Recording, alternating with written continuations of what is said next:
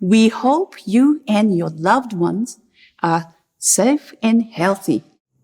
We are thinking of you during this uncertain and difficult time. We treasure the times we've been together with you, even more so now than ever before. We truly believe in the healing and uplifting power of music and have selected these musical gems for you. Hello, I'm Andy Teirstein, and in addition to being a composer, I'm also a professor of music at NYU in the dance department. Some years ago, I took a teaching sabbatical, and I took my wife and I took our kids out of school for a year of homeschooling, and we went from national park to national park, hiking and camping, and learning about the geology of America. When I came back, I composed a string quartet called Restless Nation. The quartet is a great medium for this piece because it has 4 instruments, and there were 2 parents and 2 children. The father is the cello, the mother is the viola, and then the first violin, of course, is my daughter, and the second violin is my son, a little younger than her. And in addition, I should say that the piece is influenced by other things that I do as a folk musician. I play the banjo and I play the fiddle and mandolin and those things. The Appalachian fiddle styles particularly influence this piece.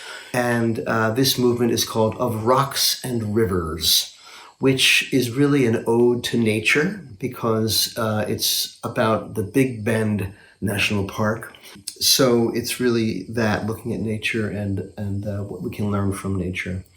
The opportunity to work with the Cassatts is always a great pleasure.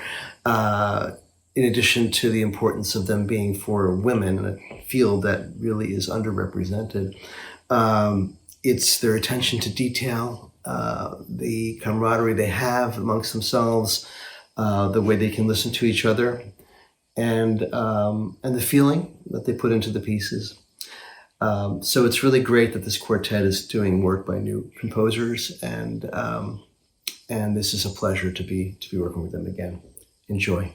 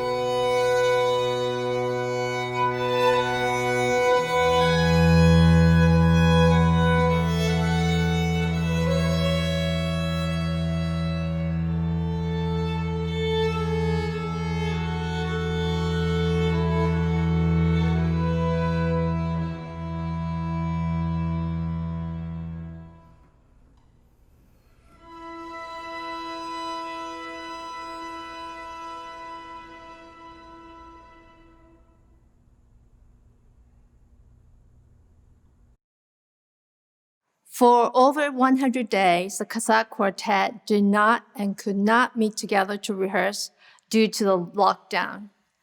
But we were so itching to play together in person.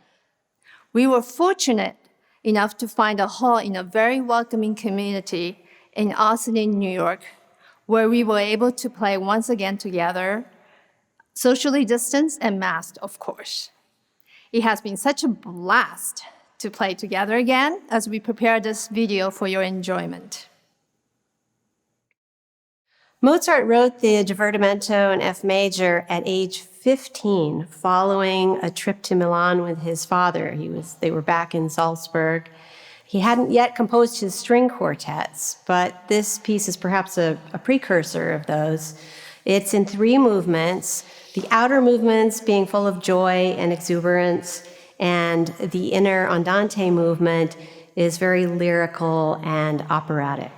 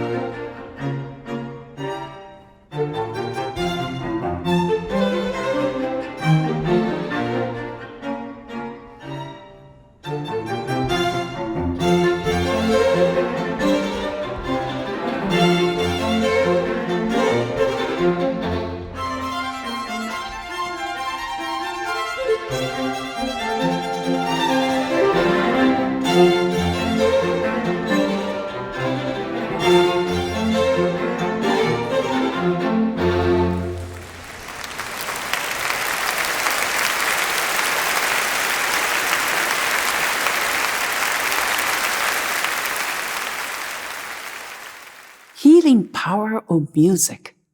I was comforted and moved by many beautiful music. Please enjoy with us Amazing Grace. Hi, everyone. My name is Dan Godfrey, and the Cassatt String Quartet has asked me to say a few words about my arrangement of Amazing Grace, which you're about to hear.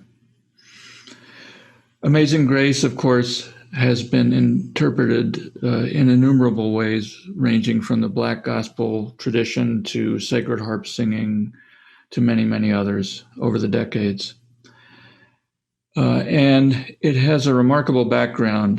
The hymn was written by an English clergyman in the late 18th century. His name was John Newton. And what's extraordinary is that John Newton began his career as a slave ship captain and as a slave trader. And then he underwent a major conversion to Christianity. And in seeking redemption and God's grace and renewal, at one point he penned this hymn, Amazing Grace. And when he did so, there was a point where he took note of a memory he had of the songs that the African slaves were singing to each other as they suffered horribly below decks. And he noted that they were singing with a 5-note scale, what we've come to recognize as a pentatonic scale. And the pentatonic scale is a central feature of what we now know of as Negro spirituals and that tradition. And of course, the pentatonic scale is a central feature of Amazing Grace itself. So I was trying to imagine one more way to interpret this hymn, and it occurred to me that in a very dark way, it was born of an experience at sea, a violent experience, a destructive experience at sea that ended in the degradation of an entire people. And that for me, it might be a good idea to try to create a different kind of experience at sea, one that was gentle and healing and pointed in a very different direction and aspired to a very different outcome. And so I decided to write this arrangement of Amazing Grace as a kind of slow barcarolle. A barcarolle is essentially it's a gondolier song. It's a slowly rocking, gentle boat song. And my hope for this interpretation is that it has a kind of gentle and healing quality to it. And so when I think of the hymn itself and the spirit in which it was written originally by John Newton, there is definitely this sense of wanting to reconnect, to unify, not only to God's grace, but also to across traditions and peoples, and to renew a sense of unity among everyone. And I hope in some small way that this arrangement reflects that idea. So thank you for listening.